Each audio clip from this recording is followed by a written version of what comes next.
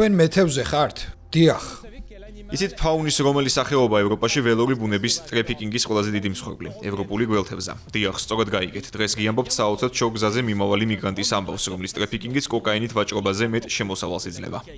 და აი ისინიც გველთევზას შეუშასავით გამჭვირვალე ლიფციტები. ისინი შავ ბაზარზე მეტისმეტად ძვირად ფასობენ. ევროპა ებრძვის ამ უკანონო ვაჭრობას. შესაძლოა სწორედ მის გამო მივიდა ისედაც კრიტიკულ მდგომარეობაში მყოფი სახეობა გადაშენების პირას. ჩვენ მოგზაურობას ესპანეთ-პორტუგალიის საზღვარზე მდინარე მინუს შესართავიდან ვიწყებთ. სწორედ აქ ჩამოვაყთ ყოველ ზამთარს სარგასოს ზღვის ამერიკის შეერთებული შტატების აკვატორიიდან გველთევზას მილიონობით ლიფციტა, რომელთაც მინისებრს უწოდებენ. ამ სახეობის პოპულაცია ბოლო 20 წლებში 90%-ით შემცირდა. გაქვთ მინისებრი გველთევზა? გველთევზას ლიფციტა? დიახ. თუმცა ამ ლიფციტებით ვაჭრობა ევროპაში უკანონოა. აქ კი ამ ლიფციტებს კილოს 1350 ევროთ მოგაგთმევენ. გვაქვს მინისებრი ლიფციტები, ალახილიო, სწორედ ამას გირჩევთ. ეს აქაური ტრადიციაა, არა? დიახ, თუმცა დიდი რაოდენობით ვაგზავნით საფრანგეთშიც, იქ ძალიან უყვართ, მაგრამ აზიური ბაზარი ყველაზე კარგია მსოფლიოში. ეს პრობლემის მხოლოდ ნაწილია. გველთევზას ევროკავშირის ფარგლებს გარეთ ექსპორტი მკაცრად აკრძალულია, მაგრამ ის მაინც გრძელდება. ესპანეთი გამოვიდა ინიციატივით, რომ თევზის ამ სახეობის დაჭერა საერთოდ აიკრძალოს, რადგან აქ, გალისიაში, მასზე თევზაობა რამდენიმე კვირის განმავლობაში ნებადართულია. დილის 4 საათი და 49 წუთია. მოდი გველთევზები ვნახოთ. ამ სახეობაზე თევზაობას განუწყვეტლივ აკვირდება სეპრონა, ესპანეთის გარემოს დაცვის პოლიცია. აი თუ გადაღება გინდა, აქ არიან. ამ დიდმა მოგზაურებმა ატლანტის ოკეანე გადმოკვეთეს. მათი მოგზაურობა ლიფციტობის ფაზაში მთავრდება. ამ ლიფციტების გაყიდვა კანონის ფარგლებში დასაშვებია და კილო დაახლოებით 600 ევროთ უნდა გაიყიდოს. მაგრამ საერთაშორისო ბაზარზე მათი ფასი შესაძლოა 10-ჯერ მეტიც იყოს. ეს კი ძალიან დიდი мотиваციაა. ჩვენ მეთევზეებმა ყველაფრის ფასი წესისა და რიგის მიხედვით უნდა მივიღოთ. ეს კი უსამართლობაა, რადგან ამ თევზის ფასი იმდენად მაღალია, რომ მას მალულად ყიდიან.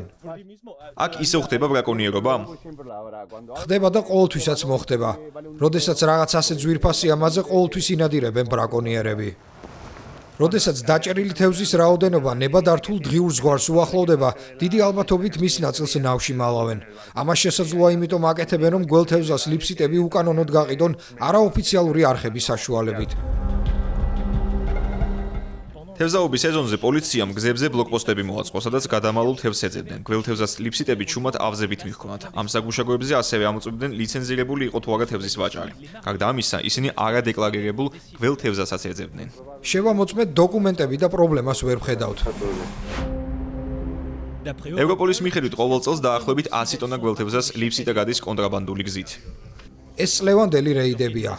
პანევროპული პოლიციის სააგენტო უწევს კოორდინაციას ოპერაციას სახელწოდებით ტბა, რომლის დროსაც კონტინენტური ევროპის ფარგლებში რეკორდულად დიდი რაოდენობით კონტრაბანდისტული საქონელი დააკავეს. ეს გველთევზები თვითმფრინავში ჩემოდნებით უნდა აეტანათ და ისე წაეღოთ.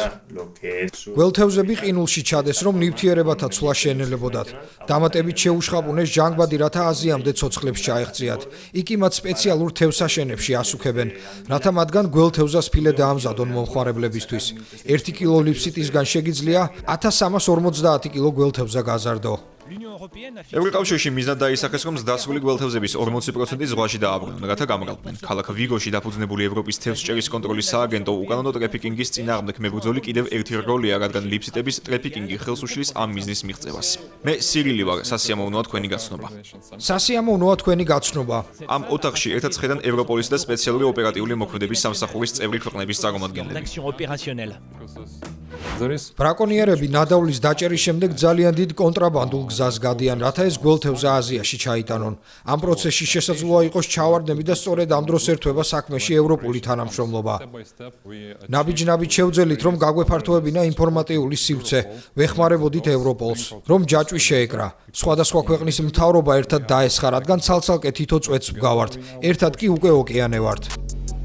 საქონლის წარმოშობის, მოხმარების და ტრანზიტულ ქვეყნებს შორის თანამშრომლობა ევროკავშირის ველური ბუნების ტრეფიკინგის წინააღმდეგ მიმართული სამოქმედო გეგმის ხერხემალია. ევროკავშირის წევრ ქვეყნებს შორის ყველაზე მეტ გველთევზას საფრანგეთში იჭერენ. სწორედ აქ არის ინტერპოლის სათავო ოფისიც.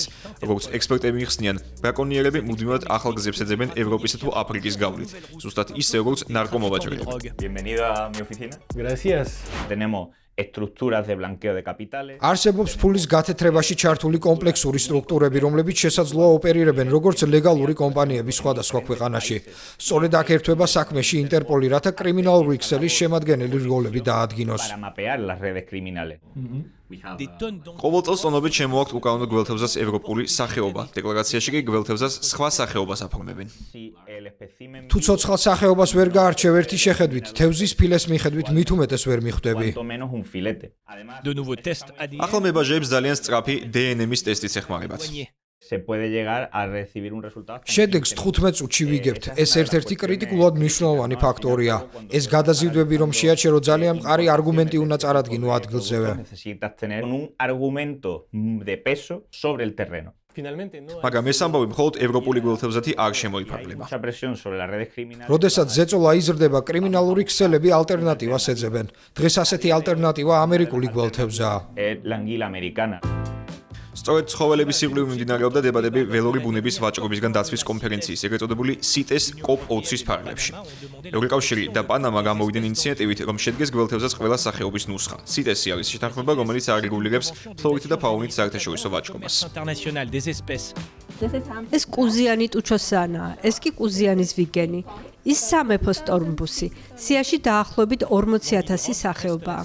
CITES-ის სიაში გველთევზებიდან მხოლოდ ევროპული გველთევზაა შეტანილი. ევროკავშირის ინიციატივას უარი უთხრეს, მაგრამ მხარეებმა გველთევზებთან დაკავშირებით რეზოლუცია მიიღეს. რეზოლუცია მხარეებისთვის გრძელვადიანი პროგრამის განხორციელების სახელმძღვანელოა. ეს კონკრეტული რეზოლუცია მაგალითად იმას გულისხმობს, რომ მხარეებმა უნდა ითანამშრომლონ მიკვლევადობისა და რეგულაციების აღსრულების საკითხებში. დოკუმენტი იმასაც აღიარებს, რომ ინფორმაცია არ არის სრულყოფილი, მაგალითად სახეობებთან დაკავშირებით, მათი სიცოცხლის სხვადასხვა ფაზებთან დაკავშირებით, თუ რამდენად შესაძლებელია ჩარევა სხვადასხვა მეთოდის საშუალებით, ამ სახეობების კონსერვაცია და მიზანშეწონილი მოხმარება. მხარეები თანამშრომლობენ ყველა ამ საკითხის ირგვლივ, რათა ინფორმაცია მიაწოდონ სამდივნოს. შემდეგ სამეცნიერო კომიტეტი გადაწყვეტს, საჭიროა თუ არა შემდეგი ნაბიჯები, გაიცემა რეკომენდაციები მხარეებისთვის, რათა უზრუნველყონ გველთევზების კონსერვაცია და მართვა. წნეხი რომ შემცირდეს თევზის ამ სახეობაზე, რომელიც ტყვეობაში არ მრავლდება, ათასობით შეფმზარელმა მთელი მსოფლიოდან არასამთავრობო ორგანიზაცია ეთიკური ოკეანის მოწოდება ყურად იყო და აღთქმადადო, რომ საკუთარი მენიუდან გველთევზა ამოიღოს. დღესდღეობით ამ სახეობის გადაშენებაზეა საუბარი. აბა რატომ არის ეს თევზი ისევ მენიუში? ეს ხომ უაზრობაა? შებოლილი გველთევზას ჩირაში. ეს ხომ უკვე მთელი გველთევზაა. ვიცით საიდან მოაქვთ ეს გველთევზა? ამას ვერასდროს გავიგებთ. ამ სახეობის გადაშენების კიდევ ერთი მიზეზი ჭარბი თევზჭერაა. სხვა ფაქტორებს შორის არის გარემოს დაბინძურება, კლიმატის ცვლილება, ჰაბიტატის გაქრობა და ადამიანის საქმიანობის გამო მიგრაციის შეფერხება. მდინარეში ალბათ თევზი აღარც დარჩა, ეს ხომ სიგიჟეა. მხოლოდ ლოქო და ინვაზიური სახეობები, ვითარება კი მხოლოდ გაუარესდება.